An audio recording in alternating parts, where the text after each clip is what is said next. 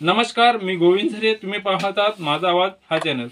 लोकसभा निवडणूक 2024 यांच्या तारखा निश्चित झालेल्या आहेत. आता नांदेडवर सर्व महाराष्ट्रात लक्ष वेधलेला नांदेड जिल्हा हा काँग्रेसचा बालेकिल्ला म्हणून समजला जात होता. येथील दिग्गज काँग्रेसचे नेते अशोकराव चव्हाण यांनी भाजपामध्ये प्रवेश केल्यानंतर आता येथे सर्व महाराष्ट्राचे लक्ष नांदेड या जिल्ह्यावर आहे आणि यामध्ये जवळपास 6 मतदारसंघ आहेत. त्यामध्ये नांदेड उत्तर, नांदेड दक्षिण, भोकर, नायगाव, देगलूर, मुखेड अशा 6 मतदारसंघाचा मिळून नांदेड जिल्हा बनलेला आहे. आणि यामध्ये जे काँग्रेसला अतिशय खंबीर नेतृत्व मिळालेलं होतं, आता ते काँग्रेस सोडून भाजपा पक्षामध्ये प्रवेश केलेले असल्यामुळे नांदेडमध्ये चुरशीची लढत होणार झालेल्या नांदेड लोकसभा मतदारांचा इतिहास पाहूयात. 1952 पासून झालेल्या लोकसभा निवडणुकीचे इतिहास पाहणार आहोत. त्यामध्ये 1952 मध्ये शंकरराव श्रीनिवास यांनी काँग्रेस पक्षामधून उमेदवारी मिळवली होती आणि ते विजयी झाले. त्यानंतर 1957 मध्ये देवराव कांबळे काँग्रेसचेच होते. 1962 तुलसीदास जाधव काँग्रेसचेच आणि 1967 व्यंकटराव तरोडेकर काँग्रेसचेच ते 2 वेळेस खासदार झालेले आहेत. त्यानंतर 1977 केशवराव धोंडगे शेकाप आणि त्याचनंतर 1980 शंकरराव चव्हाण काँग्रेस आणि 1984ला पण शंकरराव चव्हाण यांनी काँग्रेसमधून खासदारी मिळवली होती.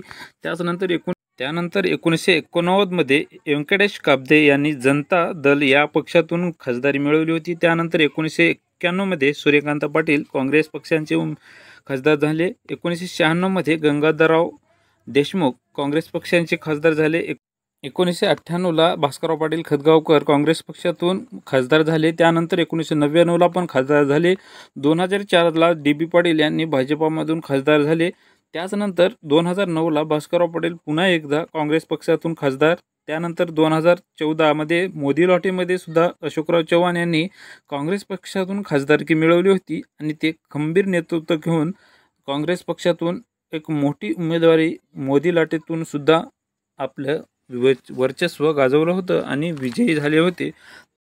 त्यानंतर 2019ला प्रतापराव पाटील चिखलीकर यांनी काँग्रेस पक्षांचे जे अशोकराव चव्हाण आहे त्यांना पराभूत करून पुन्हा एकदा पक्षांचं वर्चस्व गाजवलं. त्यांनी 40,148 मते मिळवून काँग्रेसचे अशोकराव चव्हाणांचा पराभव केला आणि स्वतः खासदार बनले. काँग्रेस पक्षाचा जो बालेकिल्ला होता त्यांचा पराभव करून स्वतःचं वर्चस्व गाजवलं आणि त्यांनी BJP यांचे म्हणजेच भारतीय जनता पार्टी यांचे वर्चस्व नेतृत्व करून आता खासदार बनले. आणि यानंतर काँग्रेसचे खंबीर नेतृत्व म्हणून ज्यांच्याकडे पाहिलं जात होतं ते अशोकराव चव्हाण आता BJP मध्ये प्रवेश केल्यानंतर नांदेडच नव्हे तर मराठवाड्याचं संपूर्ण काँग्रेसचं नेतृत्व BJPने आपल्या पक्षामध्ये प्रवेश करून घेऊन त्यांना आपल्याकडे करून घेतलेले आहे आणि एक मोठं नेतृत्व आपल्या पक्षामध्ये सामील करून घेतलेलं आहे. मोठं नेतृत्व BJP मध्ये गेल्यानंतर मराठवाडा तसेच नांदेडचे संपूर्ण नेतृत्व हरवल्यासारखे वाटत आहे. लोकसभा निवडणूक 2024 साठी प्रतापराव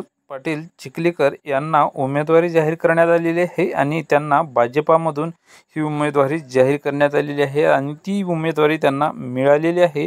याच माध्यमातून जे काही 2024ची निवडणूक आहे त्यासाठी काँग्रेस पक्षाचे वसंतराव चव्हाण यांना काँग्रेस पक्षातून उमेदवारी जाहीर करण्यात आलेली आहे आणि आता नांदेड जिल्ह्यामध्ये एक अतिशय चुरशीची लढत होणार आहे. अतिशय चिकाटी आणि अतिशय कष्टाळू वृत्तींचे जे काही वसंतराव चव्हाण आहेत यांचेही वर्चस्व काँग्रेस पक्षातून असणार आहे आणि यामध्ये कोणाच्या परड्यात पडेल हे विजय आणि कोण बाजी मारेल यांची मोठी लढत होणार आहे यांच्या दोघांमध्ये.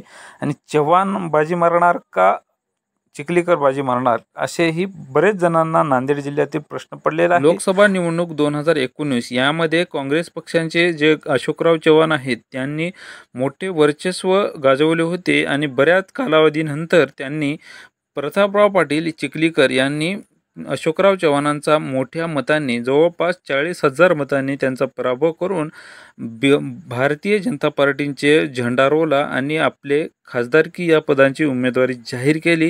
आणि याच नंतर आता लोकसभा निवडणूक 2024 यामध्ये आता प्रतापराव पाटील यांचे पारडे जड असणार आहे का वसंतराव चव्हाण काँग्रेस पक्षांचे यांचे पारडे जड असणार आहे. यामध्ये चुरशीची लढत होणार आहे. कोणाची बाजी मारली जाणार आहे याकडे सर्व नांदेड जिल्ह्याचे व मराठवाड्यांचे लक्ष लागलेले आहे. तर मित्रांनो, तुम्हाला काय वाटते की प्रतापराव पाटील बाजी मारतील का वसंतराव चव्हाण बाजी मारतील? यामध्ये कॉमेंटमध्ये तुम्ही अवश्य कळू शकता. तुमची स्वतःची मते काय आहेत? तुमच्या मतांमुळे कोण बाजी मारणार आहे किंवा कोणाचे परडे जड असणार आहे आणि या लोकसभा निवडणूक 2024मध्ये कोण विजयी होऊन कोणाचा पगडा बसणार आहे? काँग्रेस पक्ष का यामध्ये बीजेपीचे वर्चस्व राहणार का काँग्रेसचे वर्चस्व राहणार? यामध्ये दोघांच्या वक्तृत्व व कार्यशैलींचा यामध्ये प्रभाव पडणार आहे. त्यामध्ये प्रभाव कोणाचा पडेल यामध्ये अवश्य कॉमेंटमध्ये कळवा आणि कोणाची बाजी कोणाचे पारडे जड असणार आहे याबद्दल तुम्हाला काय वाटते याबद्दल तुमचे मत व्यक्त करण्यासाठी कॉमेंटमध्ये तुमचे मत व्यक्त करू शकता. तर मित्रांनो, यामध्ये जे काही माहिती दिलेली आहे त्यामध्ये कुठे अपशब्द गेला असेल किंवा चुकीची माहिती आली असेल यामध्ये तुम्ही अवश्य कॉमेंटमध्ये सांगू शकता आणि तुमचे मत अवश्य कॉमेंटमध्ये व्यक्त करू शकता. पुन्हा भेटूयात अशाच नवीन माहितीसह. तोपर्यंत धन्यवाद.